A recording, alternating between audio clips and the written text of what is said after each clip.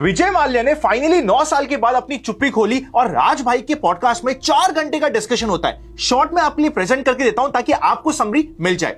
देखिए, स्टार्टिंग होती है कि किस तरीके से विजय माल्या का राइज होता है, किंगफिशर के राइज और यूबी ग्रुप के राइज के बारे में बात होती है। बियर का 52% का मार्केट शेयर ये अक्वायर कर लेते हैं, विस्की की इंडिया की नंबर 1 ब्रांड बन जाते हैं, मार्केटिंग के किंग होते हैं। आईपीएल में मुंबई इंडियंस की बिड एक छोटे से मार्जिन से विजय माल्या हार जाता है और यहां पे टॉन्ट मारता है अंबानी को कि भैया इनसे तो हार ही जाते हैं। इवेंचुअली विजय माल्या के पास 3 फ्रेंचाइजी के ऑप्शन थे, इन्होंने ऑब्वियसली चूज किया बैंगलोर को। So I bid for 3 franchises. I lost Mumbai by a very small amount of money, but that's not surprising that Ambani's got it. The highest bidder for 3.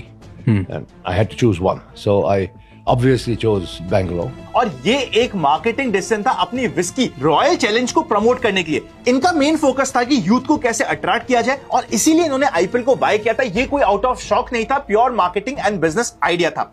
Eventually इनकी जो airline का acquisition होता है 2008 तक India की number 1 airline बन जाती है, पर फिर आता है ग्लोबल क्राइसिस। इस कंप्लीट सबप्राइम क्राइसिस जो 2008 में आता है, क्रूड एंड ऑयल के प्राइस इंक्रीज होते हैं, ग्लोबल रिसेशन आता है और यहीं से डाउनफॉल इनका स्टार्ट होता है। एयर डेकन को ये बाय करते मल्टी ब्रांड स्ट्रेटेजी के तहत। ओवरऑल लोन की बात करी जाए तो कुछ लोग कहते हैं 9,000, कुछ कहते हैं 11,000। विजय माल्या का कहना है कि 6,203 करोड़ का एग्जैक्ट लोन था और एज पर हिम 2024 तक ये ऑलरेडी 14,000 करोड़ के ऊपर का पेमेंट कर चुके।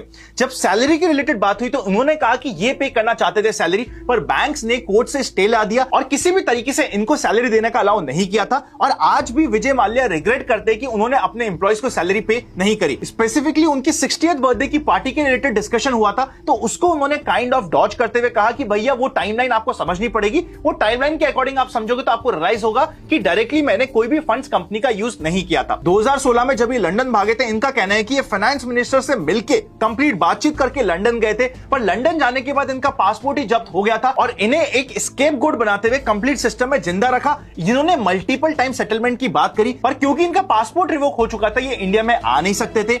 इन्होंने मल्टीपल सेटलमेंट का ट्राई किया, बार बार कोशिश करी बैंक के थ्रू सेटलमेंट करने की, पर बैंक ने इनका सेटलमेंट रिजेक्ट कर दिया। ऑल्दो बैंक ने कहा कि अगर आपकी जगह कोई और होता तो हम सेटलमेंट कर देते, पर आपको अगर हमने सेटलमेंट दिया तो सरकार और सरकार के सारे लोग हमारे पीछे पहुंच जाएंगे। यह है इस कंप्लीट पॉडकास्ट की समरी। आपको क्या लगता है विजय माल्या के स्टैंड के बारे में कमेंट करके बता दीजिएगा। इस वीडियो को शेयर कर देना ताकि लोगों को क्विक समरी मिल जाए, वो भी एकदम शॉर्ट में।